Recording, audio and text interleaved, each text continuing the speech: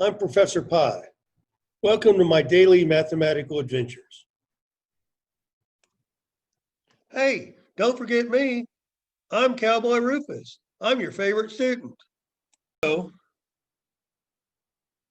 one of the first people to own a trigonometry table was this man right here. He's considered the father of trigonometry, although nobody's exactly sure if he borrowed his table or if he made it himself.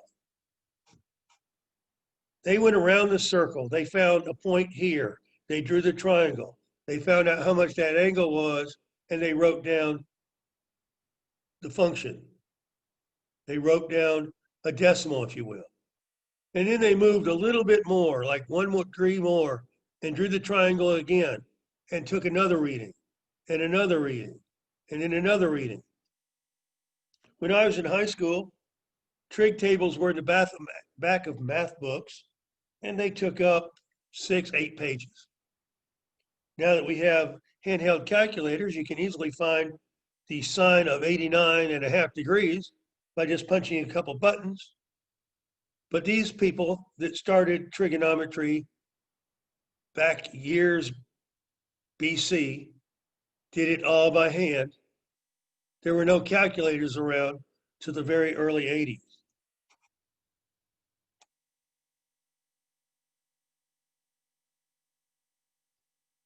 Your I can statements. I can find the cosine and sine of the major angles using the unit circle. I can find the sine and cosine of the major angles using special triangles. I can derive the tangent of an angle from, should be from, sometimes Professor Pi can't type, from the information on the unit circle.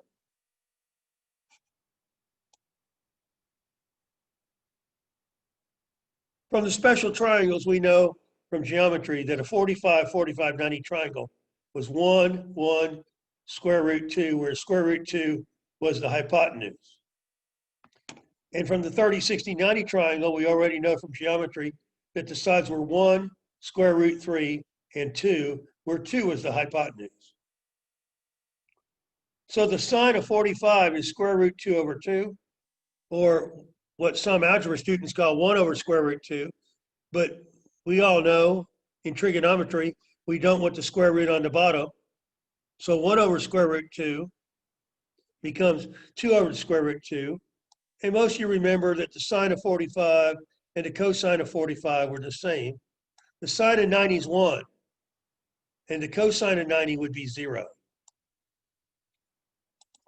With the 30, 60, 90 triangle, the sine of 30 would be 1 over 2, 1/2. The cosine of 30 would be square root 3 over 2. The sine of 60 would also be square root 3 over 2. And the cosine of 60 is the same thing as the sine of 30, so it's 1 over 2. And all this information is saved on our unit circle all the way around. Today, the unit circle I'm giving you is in degrees only. When we start the next chapter, I'll give you a unit circle in radians only, and I'll give you a unit circle in radians and degrees.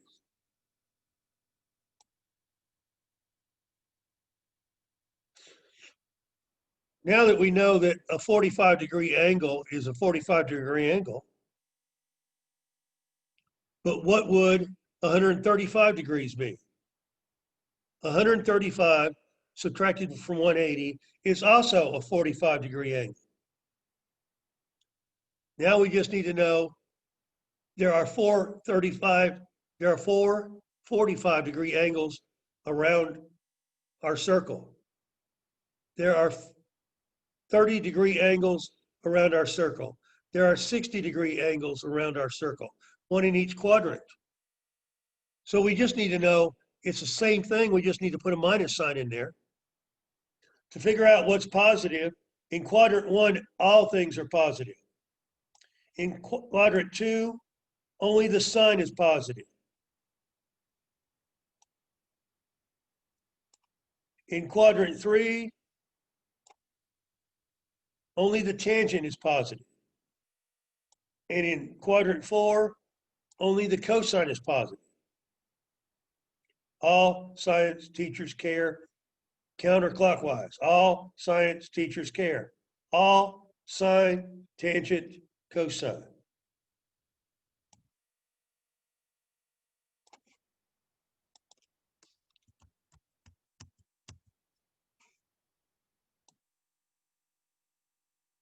In quadrant 1, which is the angles between 0 and 90, all angles are positive. All sine, cosine, and tangent are positive. In quadrant 2, we have to figure out our reference angle. 150 degrees is the same thing as a 30-degree angle because you subtract it from 180. 180 subtract 150, and it becomes a 30-degree angle. So it's the same 30-degree angle, except for in the second quadrant, sine is positive. If we found the cosine or tangent in quadrant 2, they would be negative. In quadrant 3, these angles are between 180 and 270. So you take the angle and you subtract 180 degrees. So 240 subtract 180 is going to be a 60-degree angle. And it's the same 60-degree angle we got from the special triangles above. And in that quadrant, only the tangent's positive. The sine is negative, the cosine is negative. So when you put a negative over negative, the tangent does come out positive. In quadrant 4, these angles are between 270 and 360. 330 is the same thing as a 30-degree angle because you're going to take 330, subtract it from 360, you get 30 degrees. Or what we learned on the previous video, that would be the same thing as negative 30 degrees, going 30 degrees clockwise. In quadrant 4, the cosine is positive. So now, here's your unit circle. In each set of parentheses, cosine is listed first, and then sine is listed second. So let's go to 30 degrees. We know that one from the special triangle. 30 degrees. The cosine is square root 3 over 2, and the sine is 1 over 2. 45 degrees. We know that the square root of 2 over 2 and square root 2 over 2, we know that the sine and cosine are the same at 45. At 60, we know it's this one, but reversed. X becomes y, y becomes x. Cosine is x, sine is y. Cosine is run. Sine is rise. 60 degrees. 1/2 square root 3 over 2. And then we know that the cosine of 0 is 1, the sine of 0 is 0. At 90 degrees, we have the sine of 90 is 1 and the cosine of 90 is 0. Your unit circle goes around with those same numbers. We're just going to add some negatives. In this quadrant, sine is always positive. So all the cosine have a negative sign in front of them. In this quadrant, tangent is positive. So sine and cosine are both negative. It's the same numbers we have in quadrant 1, but they all have minus signs in front of them. And then in quadrant 4, we know that the cosine is negative. We know that the cosine, let me say that again. We know that the cosine is always positive. So sine, the second one in our parentheses, is always negative. Now, what's the cosine of 64.5 degrees? Get a calculator. Pick up this thing, know how to use it. Pick up the calculator. What's the sine of 90? Shouldn't need a calculator. The sine of 90 is 1. I think that's on Professor Pye's license plate out in the parking lot. It says, Hayti High School.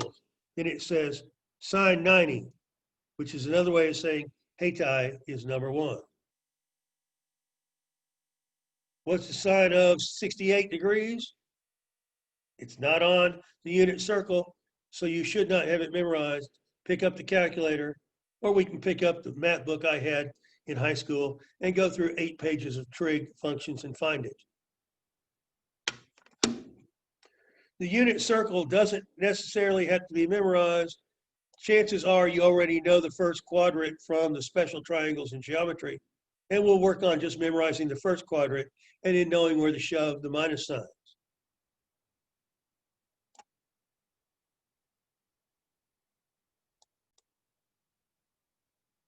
I don't expect many of you to get this with one video, and I'll show you some videos from some other people in class.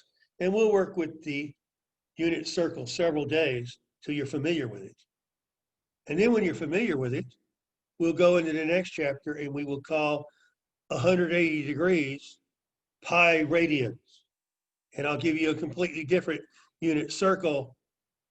The numbers in here will not be degrees, but the answers out here will be the same.